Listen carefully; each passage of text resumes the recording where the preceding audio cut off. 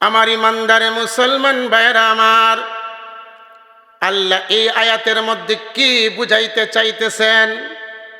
আল্লাহ পাক রব্বুল আলামিন বলেন, ইয়া আইয়ুহাল্লাযীনা আমানুত্তাকুল্লাহা হাক্কা তুকাতিহি। আল্লাহ বলেন, হে ইমানদারেরা, তোমরা আমি আল্লাহকে যথাযথ ভয় করো। আল্লাহ বুঝাইয়া দিলেন, যাদের অন্তরের মধ্যে আমি আল্লাহ পাকের ভয় চলে আসবে, যাদের অন্তরের মধ্যে আমি আল্লাহ পাকের তাকওয়া চলে আসবে, ওই ব্যক্তি কখনো আমি আল্লাহর নাফরমানি করতে পারবে না। জোরে জবান দিয়ে বলেন তো ঠিক কিনা? আল্লাহ বুঝাইয়া দিলেন, যেই বান্দার অন্তরের মধ্যে আমি আল্লাহর ভয় চলে আসবে, ওই বান্দার পক্ষে কখনো সম্ভব হবে না নামাজ ছাড়া। ঠিক কিনা?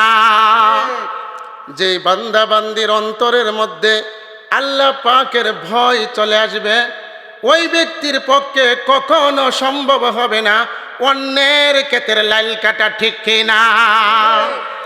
যে ব্যক্তির অন্তরের মধ্যে আল্লাহ পাকের ভয় চলে আসবে, ওই ব্যক্তির পক্ষে কখনো সম্ভব হবে না 3 নাম্বার মাল 1 নাম্বার বলে দোকানে চালায়া দেওয়া। ঠিক কিনা? এই জন্যই আল্লাহ বলেন, ইয়া আইয়ুহাল্লাযীনা আমানুত্তাকুল্লাহা হাক্কা তুকাতিহি। আল্লাহ বলেন, হে ইমানদারেরা, তোমরা আমি আল্লাহকে যথাযথ ভয় করো। যদি যথাযথ ভয় করতে পারো, তাহলে তোমার পক্ষে নামাজ পড়া সহজ হয়ে যাবে, রোজা রাখা সহজ হয়ে যাবে, তোমার পক্ষে সব আমার বিধানগুলা করা সহজ হয়ে যাবে। ঠিক কিনা? জোরে বলেন তো, নামাজের দরকার আছে না নাই? আসবে মরণ কবে কখন, আসবে মরণ কবে কখন কারো জানা নাই। আজরাইল আসিবার আগে নামাজ পড়ো ভাই। আসবে মরণ কবে কখন কারো জানা নাই। তোমার জানাজার নামাজের আগে নামাজ ধরো ভাই, নইলে কিন্তু কোনো গতি নাই। ঠিক কিনা? আল্লাহ পাক রব্বুল আলামিন বুঝাইয়া দিলেন, যাদের অন্তরের মধ্যে আমি আল্লাহ পাকের ভয় চলে আসবে, ওই ব্যক্তির পক্ষে কখনো সম্ভব হবে না আমি আল্লাহর নাফরমানি করা। ঠিক কিনা? আল্লাহ পাক রব্বুল আলামিন বান্দার হাল জানেন। আমরা দুনিয়াতে আছি, দুনিয়াতে থাকতে গেলে কথা বলতে হবে কিনা? আল্লাহ বলেন, হে ইমানদারেরা, তোমরা আমি আল্লাহকে ভয় করো, সত্য কথা বলো। আল্লাহ পাক রব্বুল আলামিন ভিন্ন আয়াতে বলেন, তোমরা দুনিয়াতে একা থাকতে পারবা না, কারণ তোমার বাবাও একা থাকতে পারে নাই। ঠিক কিনা? আপনি তাকায়া দেখেন, আদম আলাইহিস সালাতু ওয়াস সালামকে যখন জান্নাতের মধ্যে আল্লাহ বানাইলেন, জুড়ে বলেন তো, জান্নাতের মধ্যে সব কিছু নিয়ামত আছে না নাই? সব কিছু আছে। তারপরে আদম আলাইহিস সালাতু ওয়াস সালাম জান্নাতের মধ্যে ঘুরে ফিরে খায় দায়, কিন্তু আদমের ভালো লাগে না।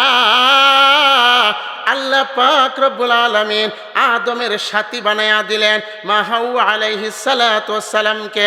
আল্লাহ বলেন, ওয়া ইয়া আদম উসকুন আনতা ওয়া যাওজুকাল জান্নাহ ওয়া কুলা মিনহা রাগাদান হাইসু শি'তুমা ওয়া লা তাকরাবা হাযিহিশ শাজারা ফাতাকুনা মিনাজ জালিমিন।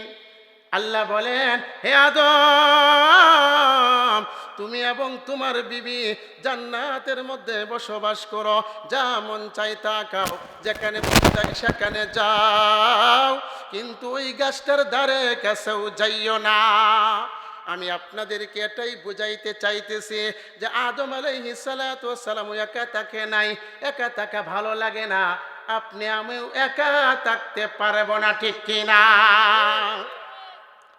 আল্লাহ পাক রব্বুল আলামিন বলেন, ইয়া আইয়ুহাল্লাযীনা আমানুত্তাকুল্লাহা ওয়া কুনু মা'আস সাদিকিন। আল্লাহ বলেন, তোমরা যখন বন্ধু চয়ন করবা, হে ইমানদাররা, তোমরা যখন বন্ধু বানাইবা, বন্ধু চয়ন করবা, কেমন বন্ধু বানাইবা জানো? আল্লাহ বলেন, ওয়াকুনু মা'আস সাদিকিন, তোমরা সত্য বন্ধু বানাইবা, সৎ লোককে বন্ধু বানাইবা। গ্রামে গঞ্জে একটা কথা আছে, সৎসঙ্গ স্বর্গবাস, অসৎ সঙ্গ সর্বনাশ, ঠিক কিনা? বালোর সাথে চললে কাই বাডের ফান, কারাফের সাথে চললে কাঁদে দুই কান, ঠিক কিনা? এই জন্যই আল্লাহ বলেন, ইয়া আইয়ুহাল্লাযীনা আমানুত্তাকুল্লাহ। আল্লাহ বুঝাইয়া দিলেন, হে ইমানদারেরা, তোমরা বন্ধু বানাইবা, কেমন বানাইবা? বন্ধু বানাইতে গিয়া তুমি আল্লাহকে ভয় করো, আমাকে ভয় করো, এবং সঠিক সত্যবাদী বন্ধু বানাও। শুধু এটাই নয়, আল্লাহ পাক রব্বুল আলামিন বলেন, ইয়া আইয়ুহাল্লাযীনা আমানুত্তাকুল্লাহ। আল্লাহ বলেন, হে ইমানদারেরা, তোমরা আমি আল্লাহকে ভয় করো। ওয়াল তানজুর নাফসুম মা কদ্দামাত লিগাদ। হে ইমানদারেরা, তোমরা আমি আল্লাহকে ভয় করো, আগামী কালের জন্য কি পাতীয় হিসাবে পাঠিয়েছো এটার প্রতি লক্ষ্য করো। আগামীকাল বলতে আপনি দুনিয়াতে আছেন, এক সময় থাকবেন না। ওই জগতের জন্য, ওই কালের জন্য, ওই দিনের জন্য কি আপনি পাঠিয়েছেন এটার প্রতি লক্ষ্য করা। আমরা তো দুনিয়াতে মনে করি এমন যে আগে বাড়ি ছিল না, ঘর ছিল না, টাকা ছিল না, সম্পদ ছিল না। এখন দেখা যায় সে টাকার অনেক মালিক হয়ে গেছে, অনেক জায়গা জমির মালিক হয়ে গেছে। আগে ঘর ছিল না, এখন একটা বিল্ডিংয়ের মালিক হয়ে গেছে, কয়েক বিঘা জায়গার মালিক হয়ে গেছে। আমরা তো তাকে বড় বুদ্ধিজীবী মনে করি, ঠিক কি না? কিন্তু আল্লাহর নবী বলেন, না না না, ওই ব্যক্তি বুদ্ধিমান নয়, ওই ব্যক্তি জ্ঞানী নয়। আল্লাহর নবী বলেন, আল কিসু মান দানা নাফসাহু ওয়া আমিলা লিমা বাদাল মাউত। আল্লাহর নবী বলেন, সব চাইতে জ্ঞানী, সব চাইতে বুদ্ধিমান হলো ওই ব্যক্তি যে দুনিয়াতে থেকে পরকালের সামান তৈরি করে। কারণ দুনিয়াটা তাকার জায়গা না, ঠিক কিনা? জোরে বলেন। আপনি ঠিক বললেও ঠিক, না বললেও ঠিক, ঠিক কিনা? আল্লাহর নবী বিশ্ব নবী বলেন, কুন ফিদ দুনিয়া কাআন্নাকা গরীবুন আও আবিরুন সাবিল। দুনিয়াটা হলো মুসাফির কানা। এই দুনিয়াতে আপনার বাবা নেই, আপনার দাদা চলে গেছে, তারাও এক সময় ছিল, আজকে তারা নাই। তারা ইঙ্গিত দিয়ে বুঝে গেছে, ও আমার কলিজার টুকরা সন্তান, এই দুনিয়াটা তাকার জায়গা না। এই দুনিয়াতে আমিও ছিলাম, যেই বিছানার মধ্যে তুমি শয়ন করতেছ, ও কলিজার টুকরা সন্তান, সেখানে আমিও ছিলাম। যেই জায়গার মালিক আজকে তুমি দাবি করছো, সেই জায়গার মালিক কিন্তু আমি একদিন রহিম আলী ছিলাম। যেই ডেগের ভাত তুমি খাচ্ছ, সেই ডেগের ভাত কিন্তু আমিও খেয়েছিলাম। কিন্তু আজকে তাকায়া দেখো, আমি সব ছেড়ে 3.5 হাত মাটির নিচে চলে আসতে হয়েছে। ও আমার কলিজার টুকরা সন্তান, তুমি কি লক্ষ্য করো না তোমারও একদিন চলে যেতে হবে, ঠিক কি না? এই জন্যই নবীজি বলেন, আল কিসু মান দানা নাফসাহু ওয়া আমিলা লিমা বাদাল মাউত। আল্লাহর নবী বলেন, সব চাইতে জ্ঞানী হলো ওই ব্যক্তি যে দুনিয়াতে থেকে পরকালের সামান তৈরি করে। দুনিয়াটা হলো পরকালের ক্ষেত। আপনি ক্ষেতের মধ্যে যেমন সার গোবর দিবেন, দেখবেন আপনার ক্ষেতটা উর্বর হবে, ঠিক কিনা?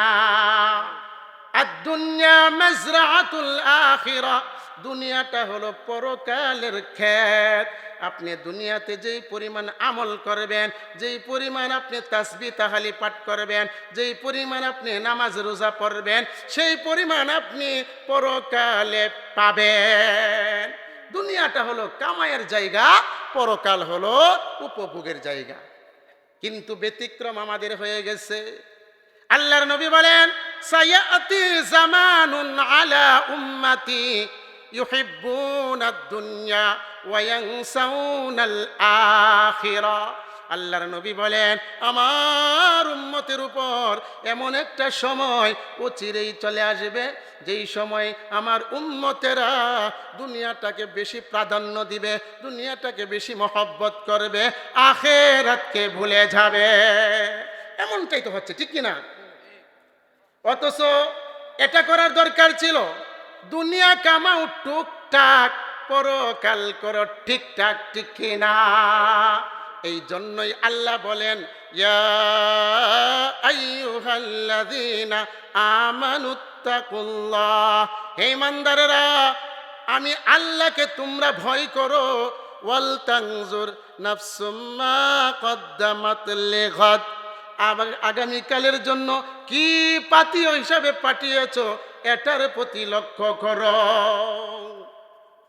আল্লাহ বিন্নাতে বলেন, ইয়া আইয়ুহাল্লাযীনা আমানুত্তাকুল্লাহ, হে ইমানদাররা, তোমরা আমি আল্লাহকে ভয় করো। সাহাবায়ে কেরামের অন্তরে কেমন ভয় ছিল?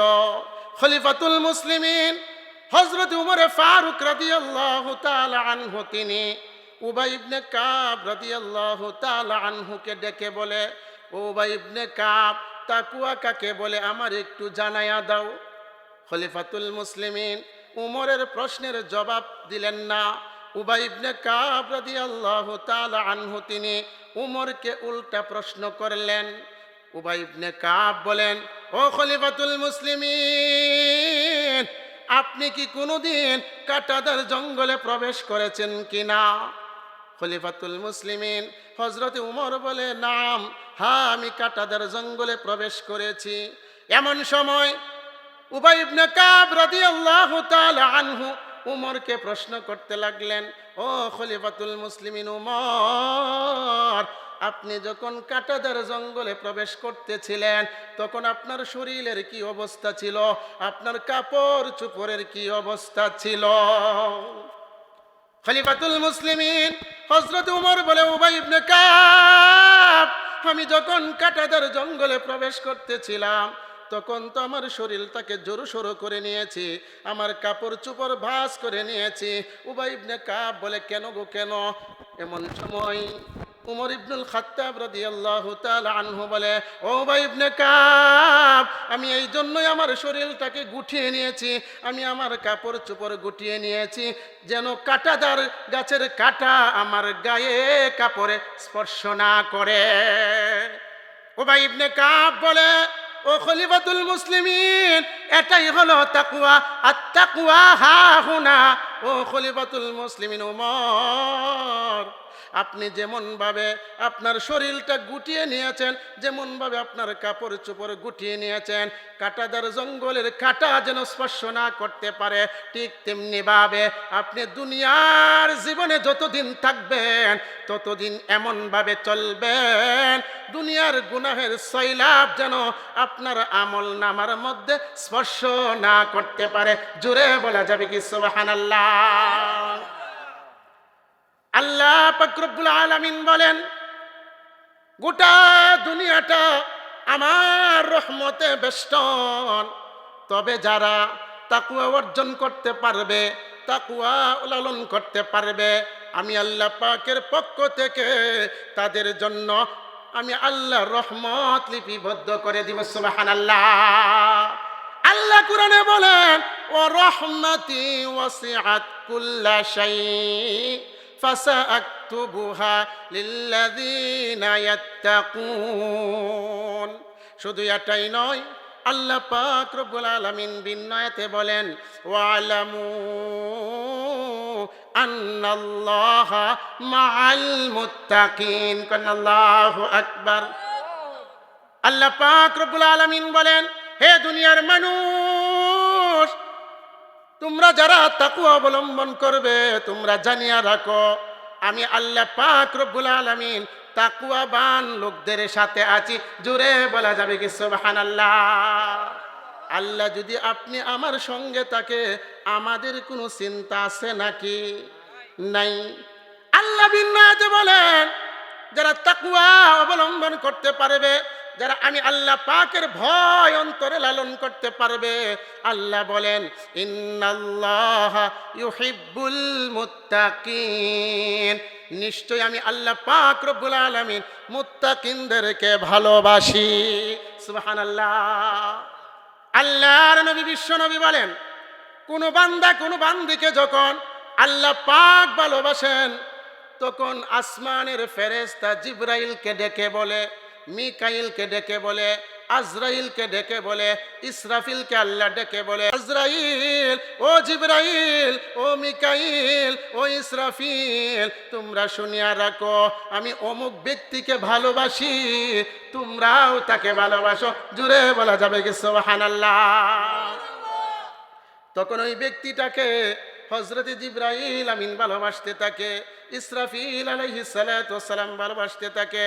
এমনকি জিবরাইল আলাইহিস সালাতু ওয়াস সালাম সপ্তম আকাশের ফেরেশতাদেরকে ডেকে বলে, ও সপ্তম আকাশের ফেরেশতারা, আমরা জিবরাইল তাকে ভালোবাসি, আল্লাহ স্বয়ং তাকে ভালোবাসে।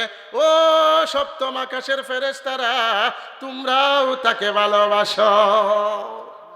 সপ্তম আকাশের ফেরেশতারা ষষ্ঠ আকাশের ফেরেশতাদেরকে ডেকে বলে, ও ষষ্ঠ আকাশের ফেরেশতারা, সপ্তম আকাশের ফেরেশতারা, আমরা তাকে ভালোবাসি।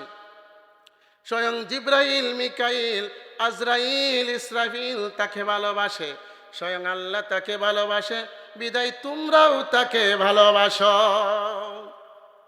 এইভাবে ষষ্ঠ আকাশের ফেরেশতারা পঞ্চম আকাশের ফেরেশতাদেরকে ডেকে বলে, পঞ্চম আকাশের ফেরেশতারা চতুর্থ আসমানের ফেরেশতাদেরকে ডেকে বলে, চতুর্থ আসমানের ফেরেশতারা তৃতীয় আসমানের ফেরেশতাদেরকে ডেকে বলে, তৃতীয় আসমানের ফেরেশতারা দ্বিতীয় আসমানের ফেরেশতাদেরকে ডেকে বলে, দ্বিতীয় আসমানের ফেরেশতারা প্রথম আসমানের ফেরেশতাদেরকে ডেকে বলে, প্রথম আসমানের ফেরেশতারা জমিনের ফেরেশতাদেরকে ডেকে বলে, ও জমিনের ফেরেশতারা,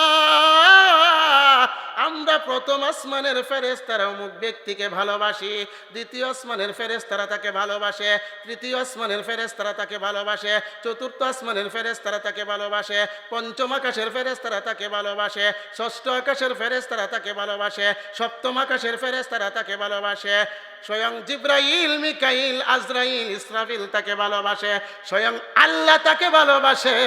ও জমিনের ফেরেশতারা, তোমরাও তাকে ভালোবাসো। জমিনের ফেরেশতারা মাখলুকাতের অন্তরের মধ্যে ভালোবাসা দিয়ে দেয়, দিয়ে দেওয়ার পরে সকল মাখলুকাত তাকে ভালোবাসতে থাকে। আল্লাহ এটাই বলেন, ইন্নাল্লাহা ইউহিব্বুল মুত্তাকিন, নিশ্চয় আমি আল্লাহ পাক রব্বুল আলামিন মুত্তাকিনদেরকে ভালোবাসি। শুধু এটাই নয়, আল্লাহ বিন্নাতে বলেন, ফামানিত্তাকা ওয়া আসলাহা ফালা খাউফুন আলাইহিম ওয়ালা হুম ইয়াহজানুন। আল্লাহ কোরআনে বলেন, ফামানিত্তাকা, যে ব্যক্তি তাকওয়া অর্জন করতে পেরেছে, ওয়া আসলাহা, সংশোধন হতে পেরেছে, আল্লাহ বলেন ফালা খাউফুন আলাইহিম ওয়ালা হুম ইয়াহজানুন। আল্লাহ বলেন তাদের কোনো ভয় নাই, তাদের কোনো চিন্তা নাই, তাদের কোনো টেনশন নাই। জুড়ে বলা যাবে কি সুবহানাল্লাহ? শুধু এটাই নয়, আল্লাহ বিন্নাতে বলেন, আল্লাযীনা আমানু ওয়া কানু ইয়াত্তাকুন। আল্লাহ বলেন যারা ঈমান এনেছে, আমি আল্লাহ পাকের উপর ভরসা করতে পেরেছে, আল্লাহ বলেন লাহুমুল বুশরা ফিল হায়াতিদ দুনিয়া ওয়া ফিল আখিরাহ। আল্লাহ বলেন তাদের জন্য পার্থিব জীবনেও সুসংবাদ, পরকালের জীবনেও সুসংবাদ জুড়ে বলা যাবে কি সুবহানাল্লাহ। আল্লাহ পাক রব্বুল আলামিন বলেন, শুধু এটাই নয়, যারা তাকওয়া অবলম্বন করতে পারে, তাকওয়া অবলম্বন করতে পারবে, আল্লাহ বলেন মান ইয়াত্তাকিল্লাহা ইয়াজআল লাহু মাখরাজা ওয়া ইয়ারযুকহু মিন হাইসু লা ইয়াহতাসিব। আল্লাহ বলেন, যে ব্যক্তি তাকওয়া অর্জন করতে পারবে, তাকওয়া অর্জন করতে পেরেছে, আল্লাহ বলেন তাদেরকে আমি সব মুক্তির জায়গা ব্যবস্থা করে দিব। শুধু এটাই নয়, যেই রিজিকের জন্য তুমি পেরেশান, যেই রিজিকের জন্য তুমি মাথার ঘাম ফাইয়ে ফেলতেছ, ও বান্দা তুমি তাকওয়া অর্জন করো। যদি তাকওয়া লালন করতে পারো, আমি আল্লাহ তোমাকে এমন জায়গা থেকে রিজিকের ব্যবস্থা করে দিব যেই জায়গা থেকে তোমার কখনো কল্পনা ছিল না। সুবহানাল্লাহ। জুড়ে বলেন তো রিজিকের মালিক কে? আল্লাহ কোরআনে বলেন ইন্নাল্লাহা হুয়ার রাজ্জাক, তিনি হলেন রাজ্জাক, তিনি হলেন রিজিক দাতা। আল্লাহ বিন্নাতে বলেন ইন্নাল্লাহা ইয়ারযুকু মান ইয়াশাউ বিগাইরি হিসাব। আল্লাহ বলেন নিশ্চয় আমি আল্লাহ পাক রব্বুল আলামিন যাকে ইচ্ছা তাকে রিজিক দেই বেহিসাব। জোরে বলেন তো রিজিকের মালিক কে? আল্লাহ। আল্লাহর নবী বিশ্ব নবী বলেন, এই নুজুলে রহমতের সময়, এখন বাজতেছে প্রায় 11:30, নুজুলে রহমত শুরু হয়ে যাচ্ছে। আল্লাহর নবী বলেন, কোন ব্যক্তি যদি আল্লাহ পাকের কাছে রিজিক চাইতে পারে, এখন আল্লাহ পাক বান্দাদেরকে নাম ধরে ধরে ডাকতেছেন।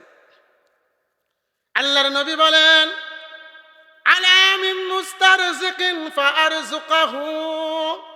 আল্লাহর নবী বিশ্ব নবী বলেন, আল্লাহ পাক রব্বুল আলামিন বান্দাদের নাম ধরে ধরে ডাকেন, ও বান্দা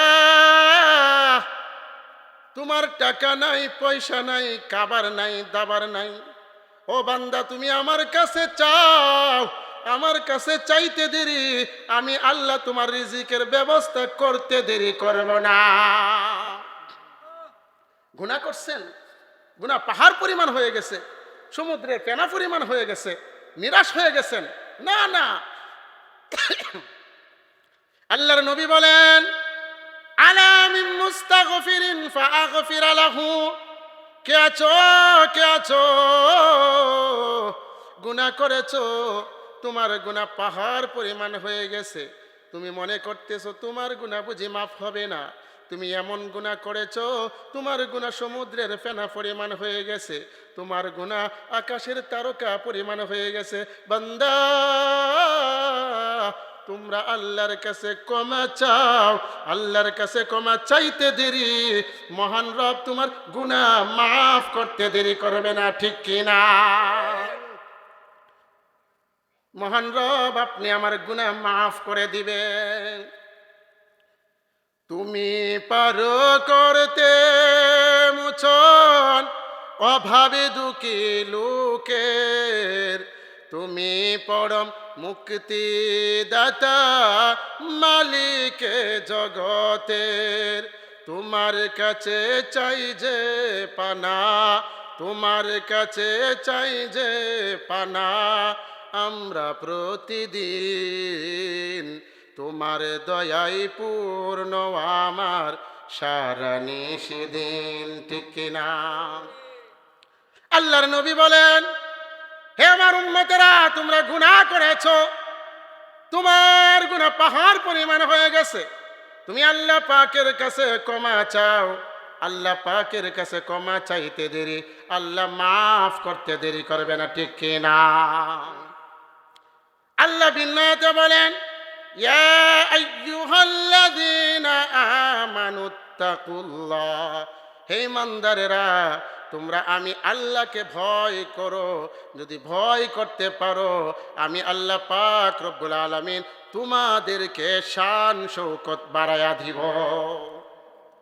আল্লাহ বলেন ইন্নাল আকিবাতা লিল মুত্তাকিন, আল্লাহ বলেন মুত্তাকিনদের জন্য শুভ পরিণাম। সুবহানাল্লাহ। তাহলে মূল বিষয় হলো তাকওয়া অর্জন করতে হবে, আল্লাহর ভয় অন্তরে লালন করতে হবে। যদি আপনি আল্লাহর ভয় যদি আপনার অন্তরের ভিতরে ঢুকাইতে পারেন, আল্লাহ পাক রব্বুল আলামিন আপনার ভাগ্য পরিবর্তন করে দিচ্ছে। সুবহানাল্লাহ। খলিফাতুল মুসলিমিন হযরত ওমর ফারুক রাদিয়াল্লাহু তাআলা আনহু রাতের বেলা পায়চারি করতেছেন। হঠাৎ করে তাকায়া দেখে একটা কুড়ের ঘরের মধ্যে, একটা চুট্টু ঘরের মধ্যে বাতি জ্বলতেছে, আলো দেখা যায়। খলিফাতুল মুসলিমিন মনে মনে চিন্তা করতে লাগলেন, এই ঘরের মানুষ নাকায় আছে নাকি? আমি উমর খলিফা হয়েছি, আর যদি তারা না খাইয়া থাকে কিয়ামতের ময়দানে আমি উমর তো আসামি হয়ে যাব। খলিফাতুল মুসলিমিন হযরত উমর পায়চারি করতে লাগলেন।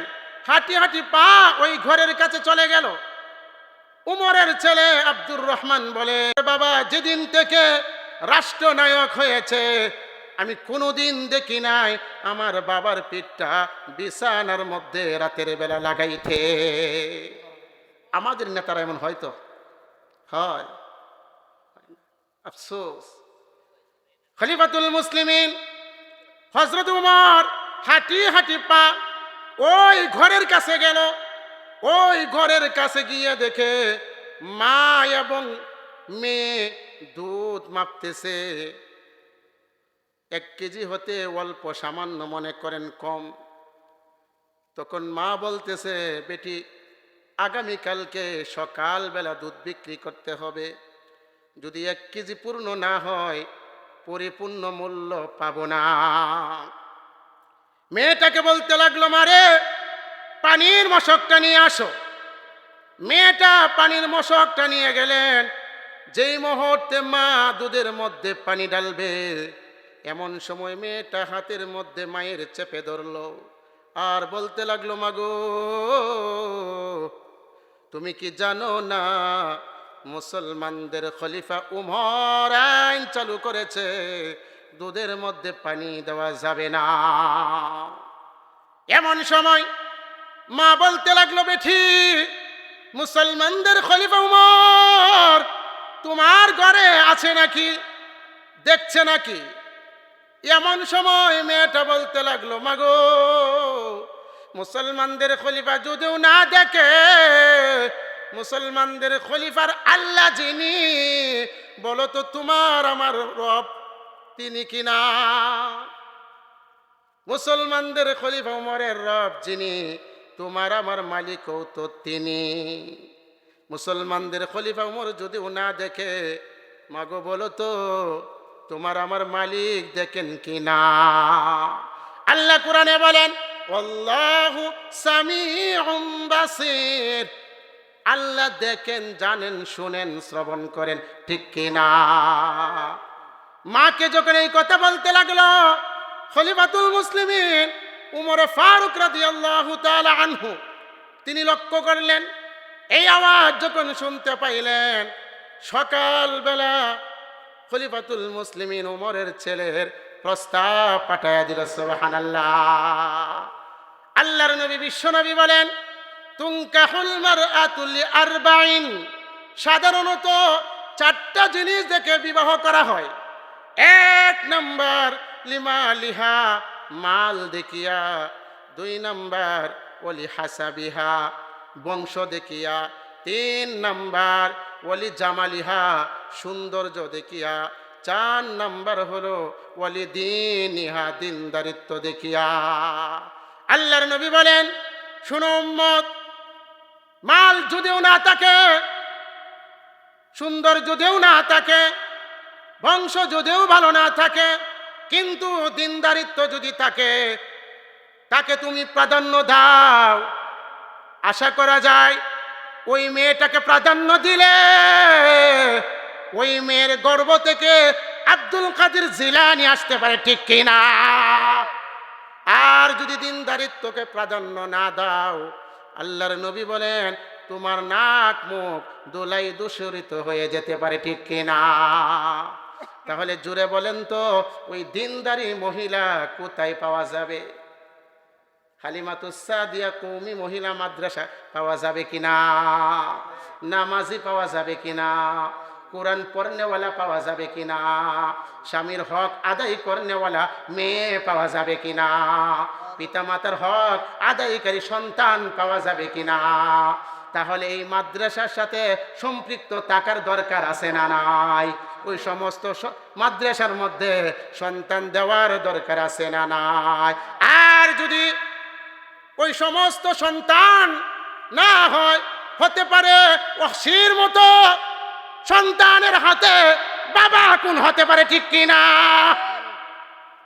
এই জন্য রে বাবা, আপনাদের হাতে ধরি পায়ে ধরি আপনাদের সন্তানদেরকে দিন শিক্ষা দিবেন। কারণ যে সমস্ত সন্তানের হাতে প্রতিদিন সকালবেলা কোরআন উঠবে, ওই সমস্ত সন্তান কখনো এবা বাবা সেবন করবে না, ঠিক কিনা? যেই সমস্ত সন্তানেরা কোরআন হাদিস পড়বে, আশা করা যায় ওই সমস্ত সন্তানের মাধ্যমে বাবা মার ইজ্জত নষ্ট হবে না, ঠিক কিনা? এই জন্যই নবীজি বলেন, 4টা গুণ দেখিয়ে সাধারণত বিবাহ করা হয়, তার মধ্যে দিনদারিত্বকে প্রাধান্য দাও। যদি দিনদারিত্বকে প্রাধান্য দেওয়া যায়, আশা করা যায় ওই মহিলার গর্ভ থেকে আমাদের সিলেটের যে শাহজালাল এমানি, ওই শাহজালাল এমানির মতো সন্তান আসতে পারে, ঠিক কিনা? এই জন্যই বলা যায়, ফ্যাক্টরি যদি ভালো হয়, মাল ভালো হওয়ার আশা করা যায়। এই মেয়েটা যখন তাকওয়া লালন করেছে অন্তরের মধ্যে, তার দুনিয়াও সফল হয়ে গেছে, পরকালও তার জন্য সফল হয়ে গেছে। এই জন্যই আল্লাহ বলেন, ইন্নাল আকিবাতা লিল মুত্তাকিন, নিশ্চয়ই মুত্তাকিনদের জন্য শুভ পরিণাম। সুবহানাল্লাহ। শুধু এটাই নয়, খলিফাতুল মুসলিমিন হযরত উমর ফারুক রাদিয়াল্লাহু তাআলা আনহু হাঁটতে লাগলেন, মাঠের মধ্যে হাঁটতে লাগলেন। হঠাৎ করে তাকায়া দেখে একটা রাখাল কিছু ছাগল চড়াচ্ছে। খলিফাতুল মুসলিমিন উমর মনে মনে চিন্তা করলেন, তাকে একটু ইমানের পরীক্ষা করি, তাকওয়ার পরীক্ষা করি। খলিফাতুল মুসলিমিন উমর রাখালকে বলতে লাগলো, রাখাল, আমার বড় ক্ষুধা লাগছে, একটু দুধ দহন করে আমাকে দিয়া দাও। রাখাল বলতে লাগলো, ও ভাই মুসাফির, আপনি আমার কাছে দুধ চাচ্ছেন, আমি কেমনে দুধ দিব আপনাকে? আমি তো ওই ছাগলগুলার মালিক না, আমি শুধু একজন দায়িত্বশীল রাখাল, এই ছাগলের মালিক তো আমি না। এমন সময় খলিফাতুল মুসলিমিন উমর আর একটু পরীক্ষা করতে লাগলেন, ও রাখাল, তুমি তো একজন বিশ্বস্ত রাখাল, মালিকের বিশ্বস্ত রাখাল, তুমি যদি বলো একটা ছাগল হারিয়ে গেছে, এটাই বিশ্বাস করবে, তুমি আমার কাছে বিক্রি করে দাও, তুমিও কিছু মুনাফা পাইলা, আমারও ক্ষুধা মিটল। এমন সময় রাখাল ধমকি দিয়ে বলে, আমি এটা পারবো না, আমি যদি আজকে আপনাকে একটা আমি যদি আপনাকে একটা ছাগল দিয়ে দেই, তাহলে তো আমানতের খিয়ানত হয়ে গেল। আর নবী বলেন, লা ঈমানা লিমান লা আমানাতা লাহ, যার আমানত ঠিক নাই তার ঈমান নাই। আমি যদি আমানতের খিয়ানত করি, কিয়ামতের ময়দানে আমি এই অপরাধের চেহারাটা মালিকের সামনে কেমনে দেখাবো? একবার চিন্তা করেন তো, যেখানে কেউ দেখে না, কেউ জানে না, সেখানেও আল্লাহকে ভয় করে। আর এখন দেখা যায় 4 দেয়ালের ভিতরে খেয়ানত হয়ে যায়, ঠিক কিনা? আমরা দেখেছি করোনার সময় গরিবের রিলিফের মাল চুরি করেছে, ঠিক কিনা? তাহলে বলতে চাই, এমন একজন বিশ্বস্ত, এমন একজন আল্লাহওয়ালা, এমন একজন তাকওয়াবান ব্যক্তিকে নেতা বানানো দরকার আছে না নাই? আমি বলি না কাকে বানাবেন, আপনার বিবেকে বলেন কাকে বানাইলে আপনার হক আদায় হবে, কাকে বানাইলে সমাজের হক আদায় হবে, কাকে বানাইলে গরিবের মাল আদায় হবে, তাকে বানান, তাকে বানান। এই জন্যই আল্লাহ বলেন ইয়া আইয়ুহাল্লাযীনা আমানুত্তাকুল্লাহ, হে ইমানদারেরা তোমরা আমি আল্লাহকে ভয় করো, ওয়াকুলু কাওলান সাদীদা, তোমরা সদাই সত্য কথা বলো। সত্য কথা বললে জানি জীবন চলে যাবে, সত্য কথা বললে বাড়ি ছাড়তে হবে, সত্য কথা বললে দেশ ছাড়তে হয়, সত্য কথা বললে জীবন চলে যায়। দেখেছেন আমরা হাজি সত্য কথা বলার কারণে গুলি খাইতে হয়েছে, সত্য কথা বলার কারণে বুলেটের গুলি খাইতে হয়েছে, জীবন দিতে হয়েছে। জীবন চলে যাবে, তবু কি সত্য কথা থেকে পিছপা হওয়া যাবে নাকি? পিছপা হওয়া যাবে না। আপনি তাকায়া দেখেন আল্লাহর নবী বিশ্ব নবী যখন মক্কার জমিনে বসবাস করতে লাগলেন, তারাই তো তাকে আল আমিন বলেছে, ঠিক কি না? যেই মুহূর্তে আল্লাহর নবী এক কুদার দাওয়াত দিতে লাগলেন, সত্য কথার দাওয়াত দিতে লাগলেন, তখন আপন মানুষগুলা দুশ্মন হয়ে গেছে, ঠিক কি না? এক পর্যায়ে আবু তালেবের কাছে তার স্বগোষ্ঠীর মানুষ এসে বলে, আবু তালেব, তোমার ভাতিজা মুহাম্মদ আমাদের ধর্মের উপর চুন কালি লেপন করছে। ও আবু তালেব শুনো, তোমার ভাতিজা মুহাম্মদকে বারণ করো, তোমার ভাতিজা মুহাম্মদকে আটকায়া দাও। আর যদি আটকায়া না দাও, বারণ না করতে পারো, আমাদের হাতে সুপুর্দ করে দাও। আবু তালেব তাদেরকে বুঝাইলেন, বুঝানোর পর এক পর্যায়ে তারা আবু তালেবকে বলতে লাগলো, আবু তালেব, তোমার ভাতিজা মুহাম্মদ যখন বাড়িতে এসে বলবা আমরা 3টা প্রস্তাব দিয়ে যাচ্ছি। 1 নম্বর প্রস্তাব হলো, সে যদি এক কুদার দাওয়াত থেকে বিরত থাকে, যদি সে নেতা হইতে চায়, আমরা তাকে নেতা মেনে নিব। ও আবু তালেব, 2 নম্বর প্রস্তাব হলো, তোমার ভাতিজা মুহাম্মদ যদি এক কুদার দাওয়াত থেকে বিরত থাকে, যদি সে টাকাওয়ালা হতে চায়, ধনী হতে চায়, আমরা সবাই তাকে ধনী বানাইয়া দিব। ও আবু তালেব শুনো, তোমার ভাতিজা মুহাম্মদ যদি এক কুদার দাওয়াত থেকে বিরত থাকে, তোমার ভাতিজা মুহাম্মদ যদি সুন্দরী রমণী চায়, আমরা তাকে সুন্দরী রমণী দিয়ে দিব। ও আবু তালেব, এই 3টা প্রস্তাব দিয়ে গেলাম। আল্লাহর নবী যখন সন্ধ্যাবেলা বাড়িতে আসলো, তার চাচা আবু তালেব বলতে লাগলো, ভাতিজা, তুমি এক কুদার দাওয়াত দেওয়ার কারণে মক্কার মানুষগুলা তোমার দুশ্মন হয়ে গেছে। ও ভাতিজা মুহাম্মদ, তুমি এটা থেকে বিরত থাকো। আল্লাহর নবী বলে, চাচা, আমি যে এক কুদার দাওয়াত দেই, যে সত্য কথা বলি, এটা থেকে কখনো পিছপা হব না। ও চাচা শোনো, আকাশের সূর্য যদি আমার ডান হাতে এনে দাও, আকাশের চন্দ্র যদি আমার বাঁ হাতে এনে দাও, যদিও এটা এনে দেওয়া সম্ভব না, ও চাচা শুনো, তারপরেও আমি যে এক কুদার দাওয়াত দেই, এটা থেকে কুদার কসম আমি বিরত হব না। আবু তালেব বলে, ভাতিজা, এত বুঝানোর পরেও যেহেতু তুমি এটা থেকে বিরত থাকবা না, তোমার ধর্ম তুমি চালাও, আমি তোমার পিছনে আসি। আবু তালেব কত ভালোবাসতো আল্লাহর নবী। বিশ্ব নবী যখন রাতের বেলা বিছানায় ঘুমাইতে যাবে, এমন সময় আবু তালেব বলতো, ও ভাতিজা মুহাম্মদ, দুশ্মন হয়ে গেছে মক্কার মানুষগুলা এক কুদার দাওয়াত দেওয়ার কারণে। ও ভাতিজা মুহাম্মদ, তোমার বিছানার মধ্যে আমার একটা সন্তানকে শোয়া দাও। আল্লাহর নবী বলে, চাচা, কেন গো কেন? আবু তালেব বলে, ভাতিজা মুহাম্মদ, তুমি যে এক কুদার দাওয়াত দেও, এক কুদার দাওয়াত দেওয়ার কারণে এটা তো তারা বরদাস্ত করতে পারে না। ও মুহাম্মদ, আমার তো বড় ভয় হয়, তুমি যদি রাতের বেলা তোমার বিছানায় ঘুমাও, তারা শত্রুতা হইয়া তোমার উপর হামলা করতে পারে। ও ভাতিজা মুহাম্মদ, আমি চাই আমার একটা সন্তানকে তোমার বিছানায় শোয়া দাও। যদি তারা শত্রুতার কারণে হামলা করে আমার সন্তান বিদায় হয়ে যাক, তুমি মুহাম্মদ তুমি বেঁচে থাকো। এতে বোঝা গেল এক খোদার দাওয়াত দেওয়ার কারণে মক্কার মানুষগুলা দুশ্মন হয়ে গেছে। আল্লাহ বলেন, ইয়া আইয়ুহাল্লাযীনা আমানুত্তাকুল্লাহ, হে ইমানদারেরা তোমরা আমি আল্লাহকে ভয় করো। ওয়াকুলু কাওলান সাদীদা, সত্য কথা বলো।